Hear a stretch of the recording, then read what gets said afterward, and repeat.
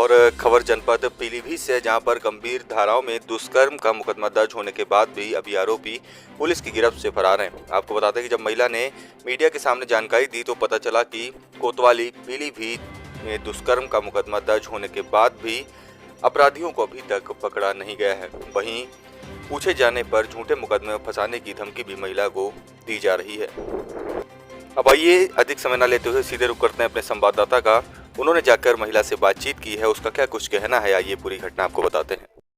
नमस्कार दोस्तों, मैं अनिल कुमार वर्मा। आप देख रहे हैं इंडिया रिपब्लिक न्यूज़। जनपद पीलीभीत के थाना कोतवाली क्षेत्र के अंतर्गत आने वाले इस वक्त हम पीलीभीत की आवास कॉलोनी पर मौजूद हैं, जहां पर एक साली देवी के साथ एक दुष्कर्म का मामला सामने आया है। आपको बताते चलें, इन्होंने प्रार्थना पत्र थाना कोतवाली को दिया और एसपी साहब को भी दिया था। तो उसमें गंभीर धाराओं में ये कापी मेरे साथ में हाथ में मौजूद है, जहां पर मुकदमा भी दर्ज कर दिया है, जिसमें धाराएं आपको बता दूं मैं 376 लगी हुई है और 354, 452 और 330, 504, 506 की धारा लगी हुई है। लेकिन जो जितेंद्र कुमार दरोगा जी हैं वो काफ़ी कई तरह के सवाल भी पूछ रहे हैं। जो मतलब आरोपी हैं उन्हें गिरफ्तार करने की बजाय कई तरह से धमकी दे रहे हैं कि फैसले का दबाव लेगो, लेकिन पीड़िता का कहना है कि फैसला लेने को मजबूर नहीं। इसी वक्त हमारे साथ में माननीय मालसी देवी हमारे साथ में जुड़ चुकी हैं। उनसे मैं पूछना चाहूँगा कि क्या कुछ पूरा मामला है, क्या घटना हुई थी आपके साथ में?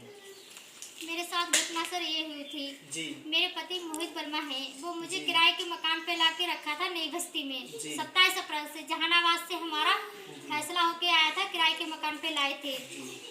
तो किराए के मकान पे हम लोग रह रहे थे साथ में। ये 10 जनवरी से गायब हो गए हैं, जिसकी मैंने गुमशुदगी दी है थाना सुनगड़ी में 18 जनवरी को। तो मेरा वहाँ से मतलब कोई आज तक मुझे मतलब सबूत कुछ नहीं मिला है, इनका कुछ पता नहीं चला। किराए पे मुझे 2 महीने हुए रहते किराया देने के पास मेरे पास पैसे नहीं थे। लल्ली मेरे पास 1 साल की है बेटी, उसके दूध के लिए पैसे नहीं रह गए थे मेरे पास से। तो मकान वाली मुझसे बोले थे तेरा पति 8 साल नहीं आएगा तो क्या हमारा मकान 8 साल तक घेरे पड़ी रहेगी यहाँ।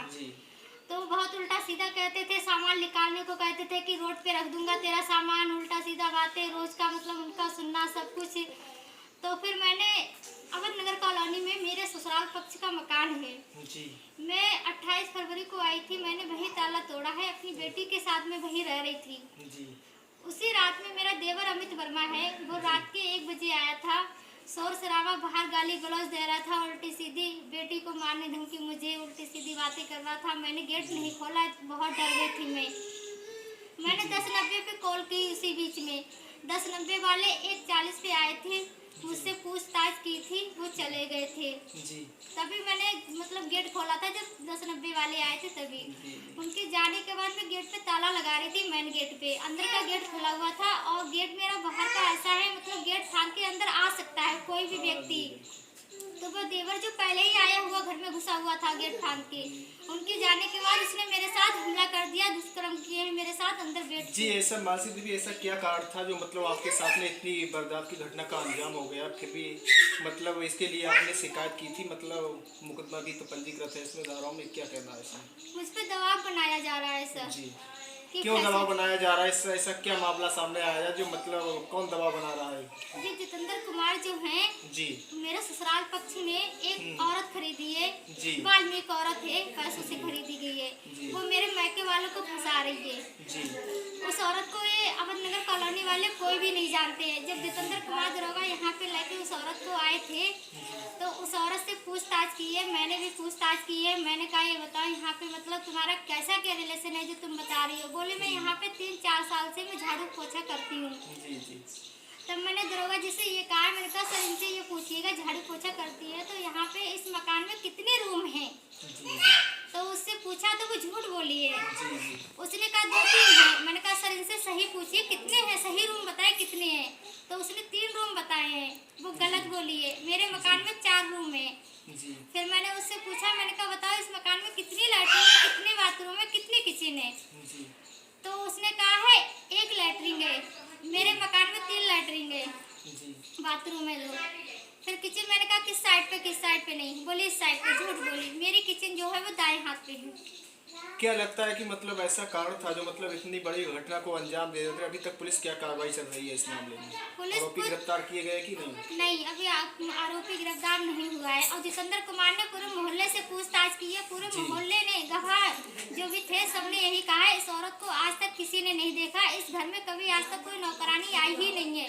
पहले जो थी, इस शादी से पहले, मतलब मेरी शादी से पहले मेरी सासू माँ जो है वो काम करती थी। जी जी। और मेरी शादी सन 2020 में हुई थी 30 नवंबर को। उसके बाद मैं यहाँ पे 2 साल तक थी, काम करती थी। फिर ये लोग सन 2022 में गांव चले गए। कल्याणपुर चकत तीरथ के रहने वाले हैं। ये गांव में रहने लगे। मेरी बेटी मतलब पेट में पड़ी थी, मैं अपने मायके में थी। 7 महीने तक अपने मायके में थी। तब मेरे पापा ने परामर्श केंद्र में समझौता के लिए मतलब वहाँ प्रार्थना पत्र डाला गया। फिर सन 2022 में जी। मेरे पति 17 दिसंबर को मुझे ससुराल लेके गए। परामर्श केंद्र से लल्ली पेट में थी, तो मेरी लल्ली वही ससुराल में हुई थी 4 फरवरी को। 4 फरवरी होने के बाद लल्ली 15 फरवरी को इसका डस्टॉन वगैरह छोचक जो भी गया है सब हुआ कार्यक्रम वहाँ पे थी। 19 मार्च को फिर मेरे पति मुझे मेरे मैके बहाना से छोड़ने गए थे। वो एक लड़की के अफेयर में थे, उसका नाम रश्मि यादव है, मोहवा डिस्ट्रिक्ट की है वो लड़की। 2 साल हो गए उसके अफेयर से।